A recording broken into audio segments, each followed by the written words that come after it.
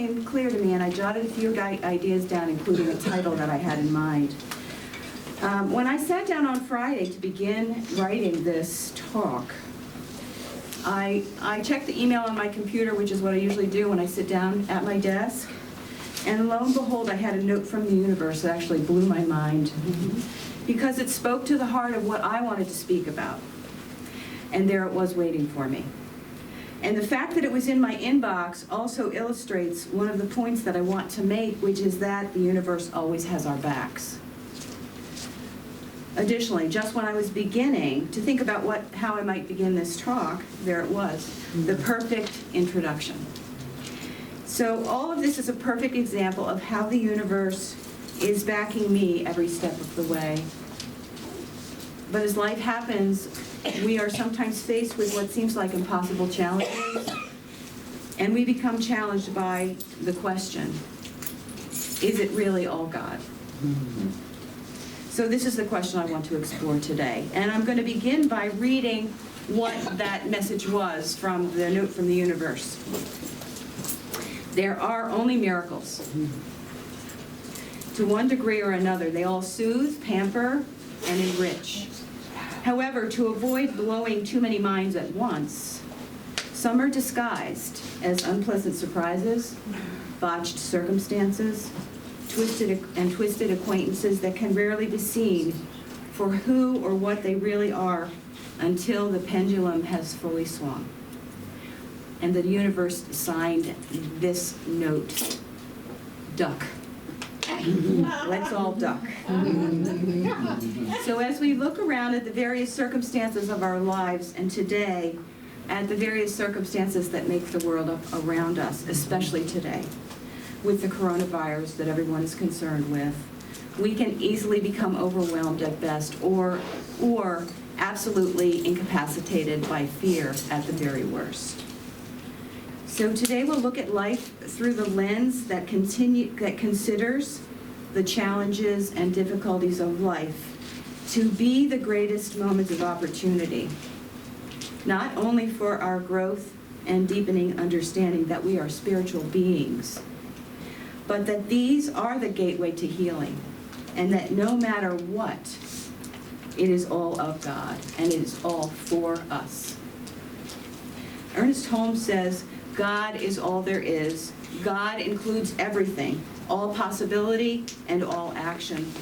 For spirit is the invisible essence and substance of all form. But when we examine the most painful, challenging, or difficult things in our lives and the world around us, God is all there is. God includes everything. I have asked this question of myself many times during my life. Can I really accept this? Can I embrace this? Is every circumstance, relationship, activity, and condition of my life really of God?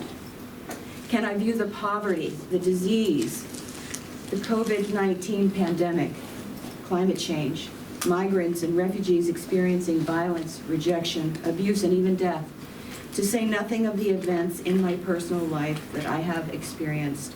Can I say and really know that it is all of God, and that it is all of the good that is God? Do I believe that it is all really of God? Well, the short answer for me is yes, but I don't want you to take my word for it. We often hear this, and it is with good reason. Don't believe me, test it for yourself. You may be surprised by what you uncover or by what you discover. Truth for each of us becomes our own through personal experience and not necessarily because of what someone else tells us. But we can often relate to someone else's experiences, and in doing so, have some epiphanies of our own. So I'm going to share this morning one aspect of my life experience that has led me to that unequivocal yes, to the answer, is it really all God? So I was diagnosed with multiple sclerosis and RSD, a less well-known autoimmune disease of the sympathetic nervous system, in 2003. Many of you already know this about me, and as I say this, I also acknowledge that many of you have had such life-altering challenges in your own lives. There have been others for me, as for all of us. Those have included losing my son to the disease of addiction. And each one has come with its own profound lessons for me. Lessons that were fundamental for my understanding of myself as a spiritual being and for my growth and development as that unique spiritual being that I came here to be. I speak of the diagnosis of MS and RSD today because this diagnosis led me to have such a profound change in my life, and in fact ultimately set the stage for the discovery of new thought and religious science and joyful gathering. But today I can see how all this was so divinely guided and divinely orchestrated, and that it is all God, including the disease, the manifestation, in a way, especially that manifestation.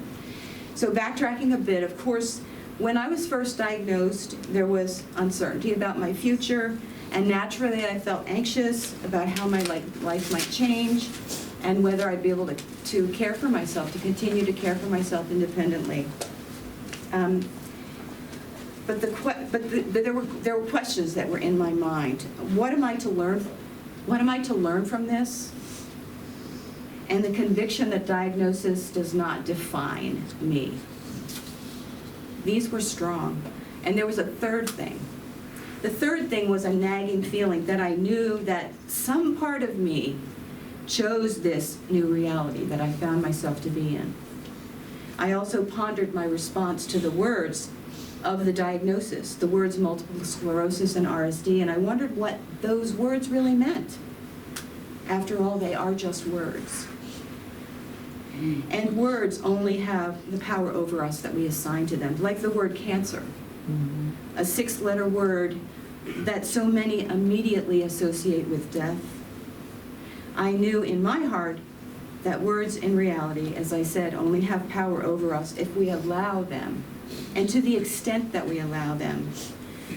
And that the meaning that we or that society assigns doesn't necessarily end up being our story. And again, those things that we think about when we assign meaning to words, they are stories. They do not have to be connected to any reality of what is to take place.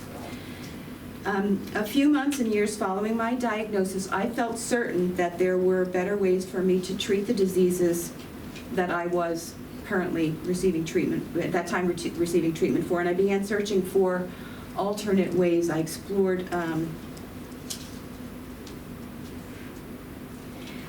Louise Hay, and I began exploring meditation and other forms of Eastern medicine. I realized that it's our response to things that come up in our lives that determine the outcome, really, and I began to really see this.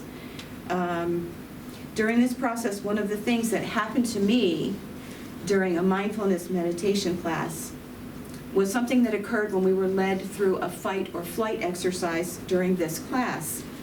And I had an incredible epiphany. It was a really incredible spiritual experience that led me to understand that it was my thinking and how I was living my life that produced the diseases of MS and RSD in my body. During this guided meditation, we were led into an experience of being faced by an angry, hungry lion while being alone deep in a forest, and we were led through what happens. What is the experience of the physical body when you're faced by survival threat? So what really happens is all of the energy in your body goes to supporting the systems in your body that are concerned with survival, like pumping blood furiously to the heart. You know, if your heart is supplied by a lot of blood and oxygen, then the muscles will have the ability to run really fast, for example, in that kind of situation. But the other thing that happens is that the sympathetic or unconscious functions of the body, they're not supported. So digestion doesn't take place. other like unconscious processes, breathing. If you think about your breath when you're fearful, even just a little fearful, you stop breathing.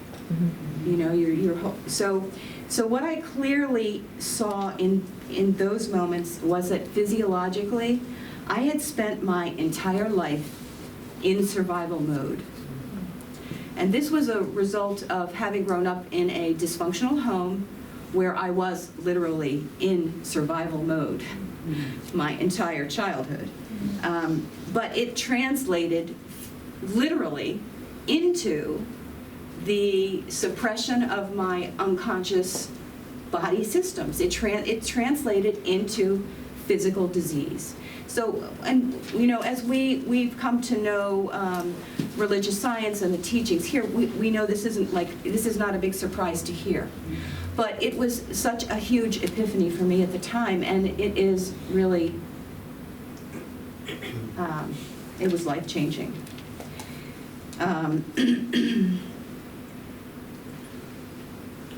But because of that experience, part of the answer to whether or not I had somehow chosen the disease also became a yes. And I began to understand that how my choices were serving me, even the bad ones, as well as the fact that those choices were when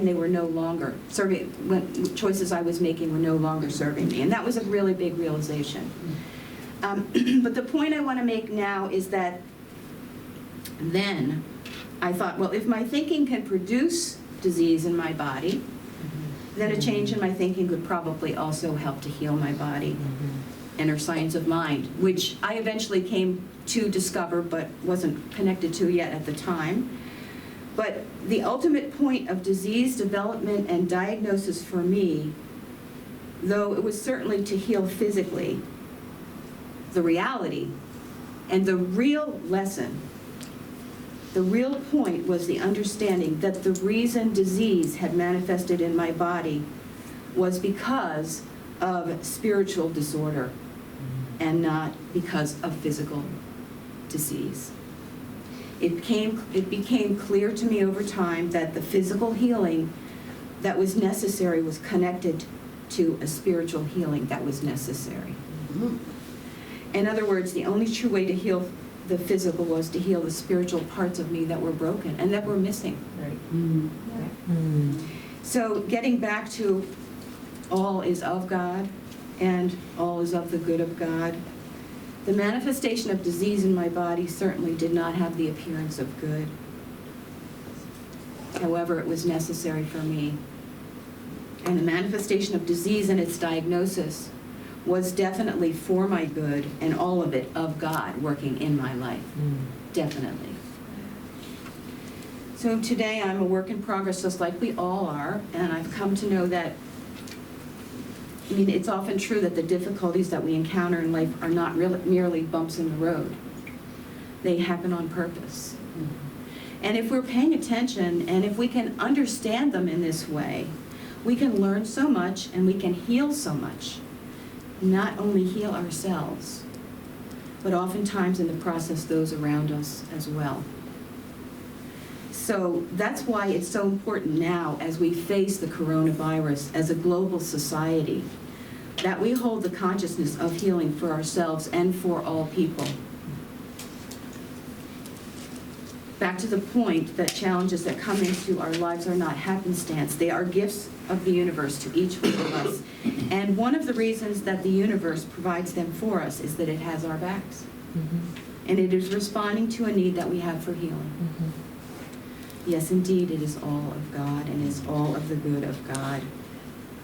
There are some words I want to share with you from this book called The Universe Has Your Back, Transform Fear to Faith. It's written by Gabrielle Bernstein. I actually haven't read this book. I ran across some of her quotes when I was writing this talk, and they all just fit so beautifully into what I wanted to say. So I'm going to share a little bit of it with you now. She says, trust that your wounds are exactly as the universe planned. They were divinely placed in your life in the perfect order so that you could show up for them with love and remember the light within. it is absolutely clear to me that all of these circumstances that pose challenges have been the very circumstances necessary for the evolution of my soul. And knowing that is truth for myself, I know that truth for everyone here and for all nations and all life on our planet. But how do we move from fear to faith in these situations? And the situations don't have to be nearly as fearful or anxiety-producing as the one I used as my example. First, we have to identify them in our lives as something that's calling for attention, that's calling for healing. And these can be workplace challenges, relationship challenges, financial difficulties, paying attention especially to patterns in your life that repeat themselves, that are problematic for you. And use your own powers of discernment and intuition when evaluating challenges for yourself as to whether or not it is something that requires your healing or not. A bunion on your foot may, in fact, just be a bunion on your foot, unless it keeps growing back every time it's removed. So how do we unpack this? How do we recognize that a knock on the door is a knock from the universe? And how do we meet the challenge of the universe and convert that into learning what it is that we are meant to learn from that challenge? Let's look again to Gabrielle Bernstein. I've chosen 3 of her quotes to illustrate a process that we might go through in our lives that can help us to move through fear and into responding from love when facing a challenge that is the universe knocking on our door. Is everybody still with me? Yes. Okay. So quote number 1. She wrote this is actually a quote from her teacher, Kenneth Wapnick, in her book. And Wapnick said, "We should be grateful for all situations that make us the most uncomfortable, because without them we would not know there is something unhealed in us." And I think that's just really beautiful and profound. We know that through discomfort we can, it could be emotional, physical, intellectual, spiritual, that the universe is trying to get our attention. And with regard again to the coronavirus, there's something that needs healing globally right now, as well as individually, for all of us. We don't need to know the how, the what, or the why. But knowing that it is all of God, we know that it is all in divine right order. And we can affirm that healing has taken place even when we do not see it, even when the appearance is its opposite. And this is important. It is important to hold steadfastly to the consciousness of healing and that all is as it should be. And this is especially true when we cannot see it. So this is, in my mind, this is knowing that all is divinely guided and divinely orchestrated. Everything is always divinely guided and divinely orchestrated. Quote number 2, Bernstein says, "We are not responsible for what our eyes are seeing. We are responsible for how we perceive what we are seeing."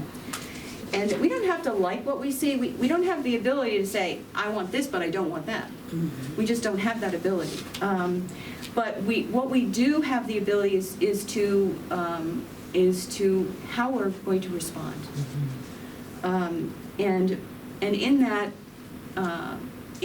thinking about that, we want to be coming from love rather than from fear. When we come from love, we can take responsibility for our actions regarding the choices that we make.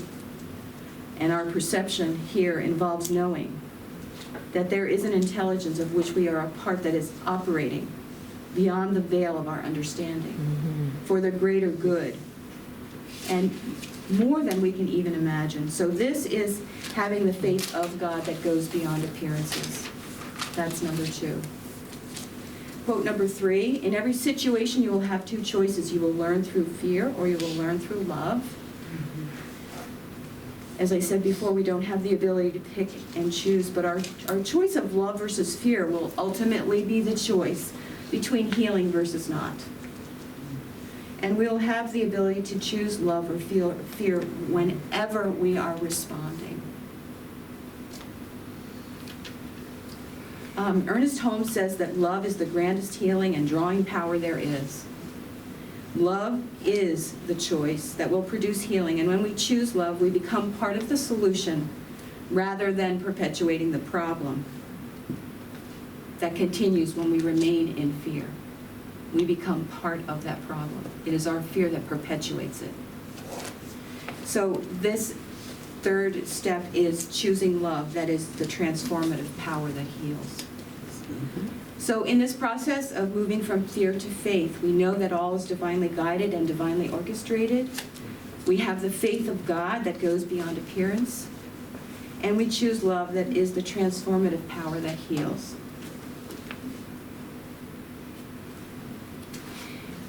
Sometimes these processes are not just as easy as they sound. And when all else fails, I say just be curious.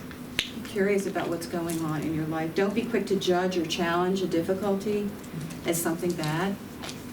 Allow it to let you know its purpose without placing upon it your preconceived notions or your should-haves or your what-ifs. Try things on and see how they fit. Accept without needing to change something and see what happens. And above all else, be grateful. Be grateful. Don't resist or deny. And when you're really feeling stuck, do as Bernstein says, in the midst of darkness, grab a flashlight. Turning to our teachings, and as Jolene mentioned earlier, for us, this is turning to our like-minded spiritual friends who can help us sort things out, to a practitioner for a session, to a book, or meditation, or a walk in nature, or to prayer. And all of these things turn on that flashlight. And if answers are not forthcoming right away or as soon as you would like, have the faith that in the right and perfect time, whatever it is that you need to know will be made known to you. Yes. So let's go back to the quote from Gabrielle. Trust that your wounds are exactly as the universe planned. They were divinely placed in your life in the perfect order so that you could show up for them with love and remember the light within. So this is what we do in respect to the coronavirus. All of it, know that it's all divinely guided, and we give the love and the light, the consciousness of healing to this problem. And the words from the note from the universe, there are only miracles. Some are disguised. So God is in the midst of everything, and including and especially the experience of those things which seem most unlike God. And that sounds like a contradiction, but it is not. And it's through those unlike God circumstances or experiences that we know the greatest healing is necessary. And therein also lies the greatest potential to experience the lessons that come from the miracles of grace, love, peace, and joy, from the healing. We cannot always know every component that is being accommodated by the swinging pendulum. And therefore, though we think we know what the appearance of highest good would look like, we really do not have that ability to know this for ourselves or others at all. This is where holding the knowing of God in all and holding the knowing of the good of God in all becomes really important for each one of us. We must have the faith of God and know that divine activity is always taking place, no matter the appearance.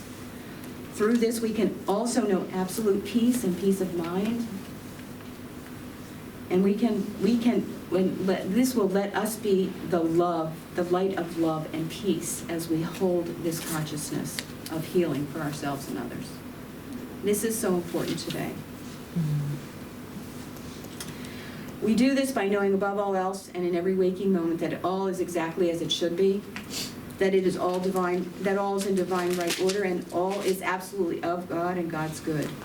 Good is not always readily visible, nor is it something for us to determine. And because we do not always see the results we think there should be, it doesn't mean that healing is not taking place. We do not know what is highest healing good for ourselves and or others, though we think we know what it should look like. But despite challenges like the coronavirus that can be frightening and even terrifying, it is our job as spiritual lights, knowing that all is of God, that all is in divine right order, that all is exactly as it should be. that we stay rooted in the consciousness of unconditional love, knowing that we are one with unconditional love, as are all people. There is nothing, no person, no place, no activity, no condition which has power over us, save for the power of the one divine presence that indwells, surrounds, supports, and sustains all life. So that is my talk. I would like to end it with a prayer for all of us. So if we could all just take a moment now and just take a moment to breathe and just breathe in and breathe out and go to that place in the of center. There is one power and one presence, and only one power and one presence. That presence is the presence of God in all things, in all people, places, circumstances, conditions. God's good is revealed. There is only one, and it is all of God. It is all divinely guided, divinely governed, divinely directed, divinely protected, and divinely orchestrated by that most high divine presence that indwells all being. There is no place where God is not. No circumstance, condition, relationship, activity, time, or plane of existence. Knowing that I am one with God and all that God is. Knowing that each one is one. Each one here is one with God and with all that God is. Knowing that all activity and condition and circumstance and people are one with God, are of God and of all that God is. I know that anything which appears as lack of health, well-being, abundance, beauty, prosperity, limitation is an illusion. The only truth is love. The only truth is that all is healed by love that overcomes any and all fear, and that illuminates any and all darkness. I know this for myself and for each one here, for all people of all nations and for all being. And I claim this knowing, as well as the realization that each one is rooted and grounded in the consciousness of unconditional love and healing for all people of this global nation that we know as all life on this planet. I know that each one is grounded, rooted, and unwavering in the truth of their being, in beauty, peace, perfection of this planet, of all people, and of all life. And I know that love is the transformative power that right now is healing anything and everything that needs to be healed. I know that each one is one with the mind and the heart of God, and that as such, each one is the light bearer. I am so grateful for the absolute peace and peace of mind that I know for each one here and for all people in life everywhere, for the divine activity that I know is taking place everywhere at all times, for the perfect peace, harmony, order, and well-being of all, for knowing that all is exactly as it should be in every moment, everywhere, in all the time, and I let it be. I release this word into the activity of the law, knowing that the law always responds to the word, knowing therefore that it is done according to my word. It is done, it is so, and so it is. And so it is.